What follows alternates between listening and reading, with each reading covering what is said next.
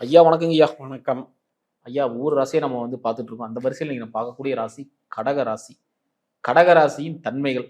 இவங்க என்ன கேரக்டர்ல இருப்பாங்க? எப்படிப்பட்ட வாழ்க்கை வாழ்வாங்க? இடத்துக்காக பிறந்தவங்கன்னு நம்ம சொல்லியிருக்கோம் ஆமா, ஏற்கனவே. முன்னாடி பேசியிருந்தோம். ஆமா. இடம், பூமி, தாயார் இதனுடைய தன்மைக்காக பிறந்தவங்க. அதுலயும் வளர்ச்சி. ம். எவ்வளவு சேர்த்தாலும் அந்த சேர்க்கை அப்படிங்கிறத தேடி போயிட்டே இருப்பாங்க. ம். இடம், சொத்து, வாகன சுகம் எல்லாமே. அங்க உள்ள இருக்கிற நட்சத்திரமா பார்த்தீங்கன்னா, அவங்களுக்கு குருவினுடைய ஒரு பாதம், புனர்பூசம். சனியினுடைய 4 பாதம், ம். பூசம், அதுக்கப்புறம் ஆயில்யம். ம். இந்த சனி புதன் என்ன கேரக்டரை வச்சிருக்காங்கன்னா, இந்த கடகத்துக்கு 7, 8 கூடையவர்கள். ம். அப்ப 7னாலே அங்க கூடவே 8ம் கனெக்ட் ஆயிடுது.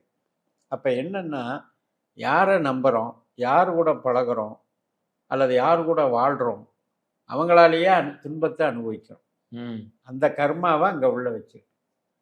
அதுபோக புதன் அப்படிங்கிறது யாரா வர்றாரு? 3, 12 வர்றாரு. ம். 3, 12 அப்படின்றது என்ன அப்படின்னா, நம்பிக்கையினால நமக்கு விரயமாகிறது, அல்லது சக்தி இழக்கிறது, அல்லது யாரை நம்பினாலும் அதில், அதாவது மனசுங்கிறது தான் நம்பிக்கை. ம். 3ஆம் இடங்கிறது மனசு. இப்போ நீங்கள் ஒருத்தரை டிபெண்ட் பண்ணி இருக்கீங்க அப்படின்னா அவங்களாலேயே உங்களுக்கு பிரச்சனைகள் வர்றது. ஸோ இந்த கர்மாக்கள்னால கடகராசி மிகுந்த அட்மினிஸ்ட்ரேஷன் கொண்ட ராசி. ஏன்னா அதனுடைய சிம்பல் நண்டு. ம். அட்மினிஸ்ட்ரேஷன் பக்காவாக இருக்கும்போது இந்த பிரச்சனைகள் இருக்க, சனியினுடைய புதனுடைய தன்மைகள், இதனால் இவங்களுக்கு என்ன அப்படின்னா படிப்பினை வந்துடுது. யாரு கூட பழகினாலும் யார் எப்படின்னு ஆழம் பார்க்குற ஒரு வித்தை வந்துடுது.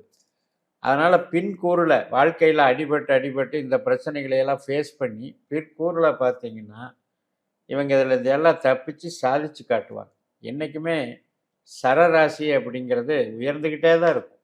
அவருடைய வில் பவரை விட்டு கொடுக்கவே மாட்டாங்க. ஆனால் அந்த அதிபதி பாருங்க சந்திரன். அவருக்கு என்னன்னா மனசு சஞ்சலப்பட்ட மனது. ஒரு விஷயம் எடுத்துக்குவாங்க, அந்த விஷயம் நல்லா தான் நடக்குமா, இல்லை வேற யாராவது நம்ம நம்புகிற ஆளுங்க குழப்பிடுவாங்களா, இப்படி சந்தேகப்பட்டுக்கிட்டே அவங்களோட பழகுவாங்க. அதனால் அந்த சஞ்சலப்பட்ட மனது தான் கடகராசிக்கு ஒரு பலவீனம். பட் இருந்த போதிலும் அவர்களுடைய தன்மைகள், இவ்வளவு தன்மைகள் இருந்தும் கடைசியில் வெற்றி அடைப்பது.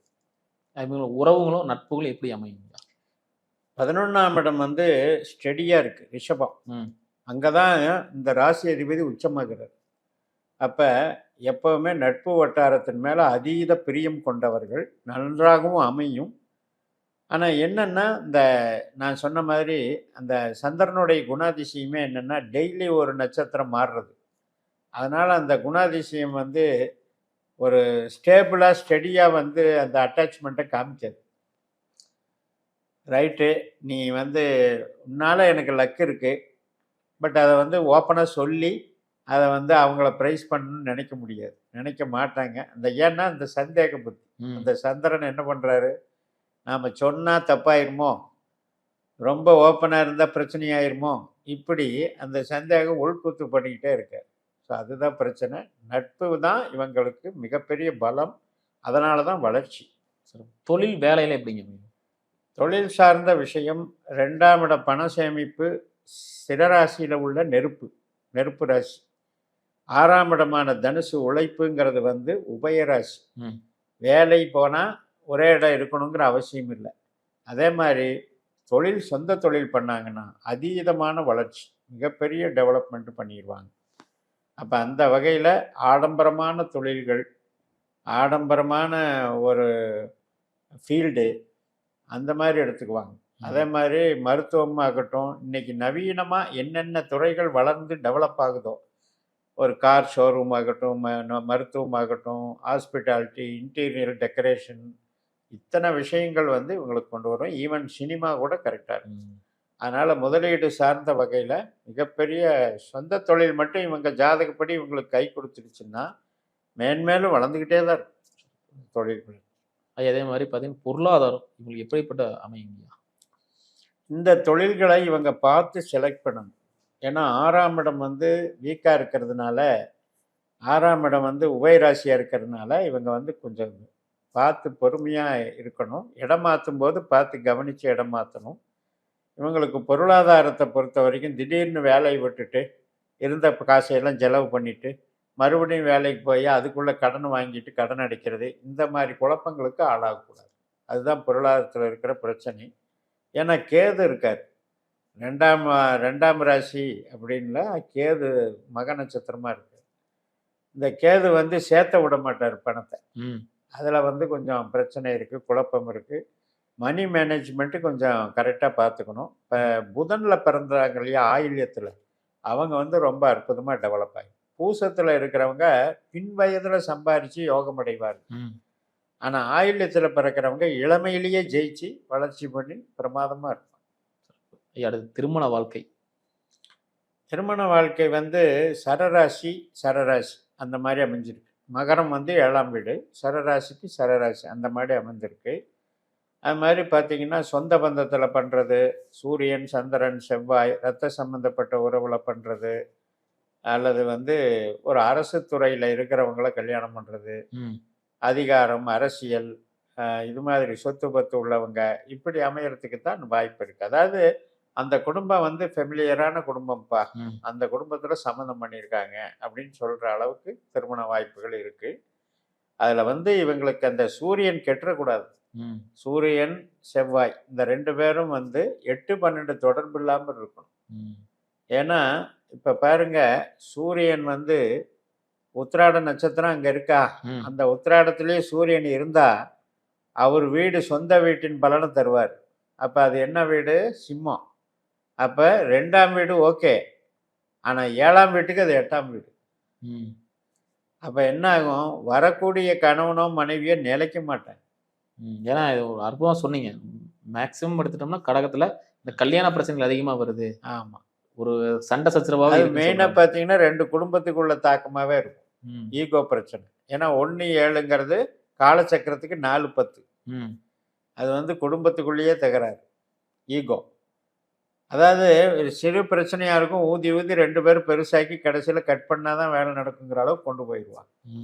ஆனால் இந்த சூரியனை தவிர்த்து சந்திரன் செவ்வாய் இவங்கெல்லாம் வந்து 3, 7, 11 இந்த மாதிரி ஸ்தானங்களில் 5, 11, 9, 11 இந்த மாதிரி ஸ்தானங்களில் உட்கார்ந்தாங்கன்னா இவங்களுக்கு பாதிப்பு இல்லை. 8ஆம் இடம் 12ஆம் இடம் அதாவது கும்பத்திலேயோ மிதுனத்திலேயோ கனெக்ட் ஆச்சுன்னா தான் திருமண வாழ்க்கையில் பலவீனம். சிறப்புங்க ஐயா. அதே மாதிரி உங்களோட பலம் பலவீனம் பற்றி சொல்லுங்க. நான் முதல்லயே சொன்ன மாதிரி அந்த பொருள் சேர்க்கக்கூடிய பலம் ஆற்றல் ஒன்றுமே இல்லாமல் வந்தோம், ஆனால் இவ்வளவு சம்பாதிச்சிட்டோம் அப்படின்ற வாழ்க்கையில் லட்சியமாக வச்சு நிறைவேற்றக்கூடிய நபர்கள், அது பலம். அவர்களுக்கு அந்த தெம்பு உண்டு, அதற்குண்டான சூழலும் உண்டு. பலவீனம் அப்படின்னு சொல்லும்போது நான் முதலையே சொன்ன மாதிரி இந்த அமைப்பு, அதாவது ராகு குரு அப்படிங்கிறது என்னன்னா, நம்பி வேலை செய்கிறது ஒரு பக்கம், பண ரீதியாக பல்காக போட்டுறது. அதாவது சிறுக சிறுக வளர்ந்தால் அது ஒரு மாதிரி போகும், ஒரே அடியாக பல்காக போகும்போது இந்த யாருக்கெல்லாம் ராகு குரு கெட்டிருக்காங்களோ அவங்களுக்கு வந்து பல்காக வந்து வாஷ் அவுட் பண்ணிடுது. இப்போ பார்த்தீங்கன்னா ரொம்ப அதிதீவிரமாக வளர்ந்துட்டு திடீர்னு ஒன்றுமே இல்லைன்னு சொல்கிறாங்க இல்லையா, அந்த மாதிரி சிக்கலுக்கு ஆளாயிடாது. அது உங்கள் ஜாதகத்தில் 2, 6, 10 அப்படிங்கிறது கனெக்டிவிட்டி கரெக்டாக இருக்கான்னு பார்த்துக்கணும். 4, 8, 12 போய் உட்காரக்கூடாது, 4, 8, 12 வலுக்கக்கூடாது. அதாவது ராகுவும் குருவும் 8, 12 இருந்தாலும் தப்பு, இந்த கேதுவும் சுக்கிரனும் 8, 12 இருந்தாலும் தப்பு. இப்படி 4 நட்சத்திரம் இவங்களுக்கு பாதிப்பாக வர்றது தான் மிகப்பெரிய பலவீனம். இவர்களுக்கு இறை வழிபாடு சொல்லுங்க. இறை வழிபாடு சனீஸ்வரனையே பிடிச்சிக்கலாம். அதாவது குடும்ப தெய்வமே காவல் தெய்வம் மாதிரி இருக்கும், அது வந்து சனியாக்கவே நம்ம பாவிச்சுக்கலாம். கத்தி வச்சிருக்கிற தெய்வம் அதெல்லாம் வந்து இவங்களுக்கு பவர் கொடுக்கும். பூர்வீகம் சார்ந்த எல்லை கோயில்கள், அவங்க பூர்வீகம்னா இப்போ இவங்க அப்பா ஏதாவது வேலை தேடி வேறு ஊரில் வந்து செட்டில் ஆகிருப்பார், ஆனால் பாட்டனார் முப்பாட்டனாரெலாம் வாழ்ந்த ஊருக்கு போகணும். அந்த பூர்வீகத்தில் எல்லை கோயில்களாக இருக்கும். அந்த கோயில்களை வழிபடும்போது அற்புதமாக இவங்களுக்கு ஆயுள் பலம், ஆரோக்கியம், உறவுகள் மேம்படுதல், புகழ் வளர்ச்சி எல்லாமே நல்லாயிருக்கும். பொதுவாக அது இறையருள்ங்கிறதுல வந்து கடகம் வந்து நல்ல பெஸ்ட்டுன்னு சொல்லலாம். ஏன்னா அது சம்ஹார ராசி. அறம், பொருள், இன்பம், வீடு அப்படின்னு அந்த வீடு பேற்ற குறிக்கிற ராசி. அதனால சோதனைகள் பல வந்தாலும் அங்க இருக்கிற குரு உச்சமாகிற இடம் இல்லையா? அந்த இதுல வந்து அந்த ஆன்மீக பலம் வந்து இந்த சனியும் குடுப்பாரு. சோதனைகள குடுக்கறதே வந்து ஆன்மீகத்த படிக்கிறதுக்கு தான். சிறப்பு சிறப்புங்க. ஐயா இப்போ ஒரு 45 நாள்ல ஒரு மாற்றங்கள் இருக்கு. குரு பயிற்சிலாம் வரப்போகுது. ஸோ அதுக்கு அந்த பயிற்சினால உங்களுக்கு இந்த மாதிரி பலன்கள்லாம் இருக்கு. அருள் இல்ல, கஷ்டப்பட்டேன். ரொம்ப வந்து மேல மேல பிரச்சனைகளாவே வருது. இதுக்கெல்லாம் தீர்வு கிடைச்சிரும். ஏன்னா கஷ்டப்பட்டதுக்கெல்லாம் இப்ப வந்து கிளியரன்ஸ் குடுக்குற நிலைமையில இந்த குருவுக்கும், சனிக்கும் ஒரு அண்டர்ஸ்டாண்டிங் ஒரு ஒரு லிங்க் வருது. அவரும் ஜலராசியில இருக்காரு. சனி. குரு இங்க ஜலராசியில் இருக்கு. இந்த 2 பேர் பண்ற லிங்க் வந்து தெய்வ அனுக்கிரகம் தடைபட்டதையெல்லாம் வந்து ஒண்ணு சேர்க்குது. அதனால வந்து ஒரு குலதெய்வம் குற்றம் இருக்கிறவங்க போய் அதுக்கு ஜாதகத்தை பார்த்து அதில் இருக்கிற ரெமிடிஸ் எல்லாம் பண்ணி ஒரு வருஷம் ஆயிருக்கலாம். ஆயிருந்தாலும் கூட அந்த ஒரு வருஷம் ஆகும்போது அது வந்து ஒரு புதுமை அதிலிருந்து ரிலீஸ் பண்ணி கொடுக்குது இல்லையா? அந்த விளைவை இப்போ அனுபவிப்பார். சிறப்பு. எப்பவுமே பாருங்க, ஒரு பித்ரு சாபம், ஒரு இப்போ வழி வழியாக நம்ம கஷ்டப்பட்டுட்டு இருக்கிற குடும்பம், இதுக்கெல்லாம் தீர்வு அப்படிங்கிறது ஒரு பரிகாரம் பண்ணியிருப்போம். ஆனால் அதனுடைய ஒன் இயர் கழிச்சு தான் அது வேலை செய்யும். அது கரெக்டாக வேலை செய்யும். சிறப்புங்க. ரொம்ப அற்புதமாக சொன்னீங்க. மீண்டும் அடுத்த காலம் சந்திக்கலாம். நன்றிங்க.